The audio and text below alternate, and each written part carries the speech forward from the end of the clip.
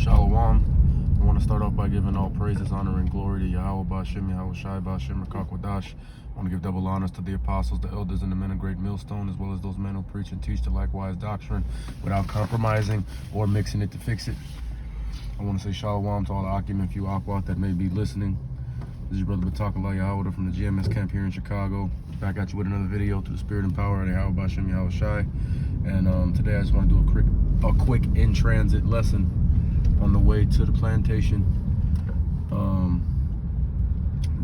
You know, just in light of the news that has just passed yesterday, I don't really want to say too many vivid details about the news, because you know I don't want to get the video taken down or receive any strikes. So I'm gonna, Lord willing, I'm gonna keep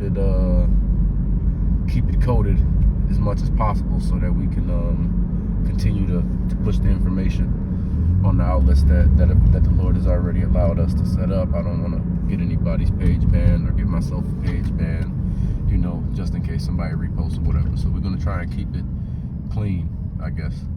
But yeah, you know, some news that was given basically saying that businesses with 100 employees or more are required to, you know, make everybody change their name to Pretty Tony. And if you don't change your name to Pretty Tony, you have to submit yourself to screening every time you want to go to work, basically, as a requirement for entry, which is the actual phrase that was used.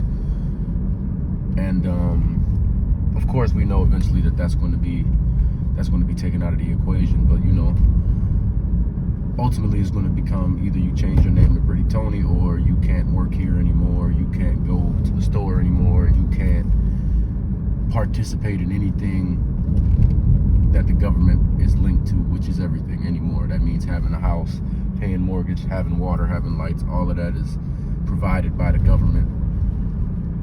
And you won't be able to partake in any of these things that require a transaction to gain access to, which is everything. So, well, not everything, you know, but everything that give you the comforts of being in this society, I guess. But you know, the scripture says that, you know, when you come to serve the Lord, prepare your soul for temptation. And even though a lot of people that are going to be faced with this choice, the vast majority of them are not what you would call actively serving the Lord. But guess what? Just even though that temptation and the trials and tribulations are guaranteed to the men who decide, or not decide, but the men who are called to serve the Lord, though the same tribulations are guaranteed to other individuals as well. Maybe not on the same level, maybe not with the same frequency, maybe not with the same purpose, you know, as far as like checking your integrity, etc., etc. But it does apply to like, as far as going through things, as far as being faced with this choice, it applies to everybody. Okay, scriptures say that no man, small or great, rich or poor, free or bond, that includes everybody. All right, either you're going to deal with what they telling you to deal with, or you're going to have faith that the Lord got you, and you're going to have to allow them to excommunicate you from their society. And a lot of people are not going to be ready for that. And like I said, and really, I'm not even the elder brother Shapatya is the first brother that I heard say this. I'm sure other brothers have said it as well, but the first brother that I heard say it was the elder brother Shapatya. And it's a very pertinent point. And you know, I mean, it's not, you know, anybody would come to this conclusion, but you know, nonetheless, like I said, he was the first one to say it, that this opportunity to be screened, that's not going to be something that stays around, man, because that costs money. Okay, and yeah, they might try to pass the buck off on the employee, as the elder brother suggested, with raising insurance rates. But ultimately, at the end of the day, the insurance companies are gonna just say, no, we're not. Even if we raise your rates, we're not providing this no more. The business definitely is not going to be providing the funds to pay for these things. Why? Because all these businesses are in the red for the most part anyway, except for the few businesses that the elites have allowed to continue to make money and flourish, you know, places like Walmart and Amazon, etc. But really all these other businesses, which this is kind of targeting the intermediate not even really the large scale, because the large scale businesses are already with the program. Walmart is with the program, with or without this legislation. Walmart was with the program. Amazon was with it. Okay, but there are still some mid-level small businesses that have, you know, anywhere from 100 to a few thousand employees, even maybe, and they may or may not have been willing to force people to do things that they don't want to do.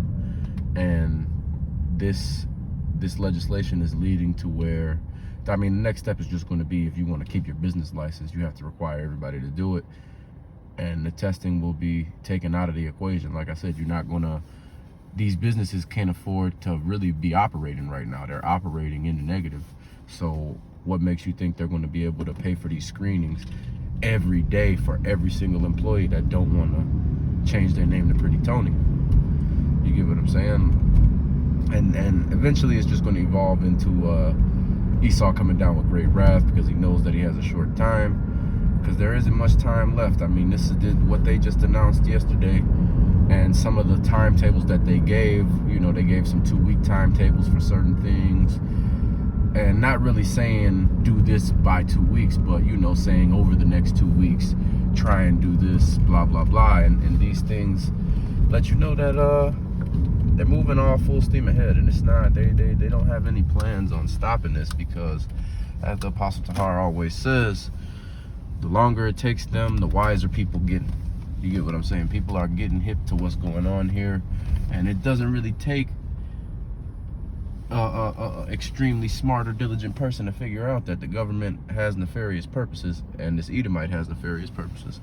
But you know, with that being said, I'll close it out, and Lord willing, this video was edifying. I want to give all praise, honor, and glory to Yahweh Bashem, Yahweh Shai, Bashem Rakakwadash.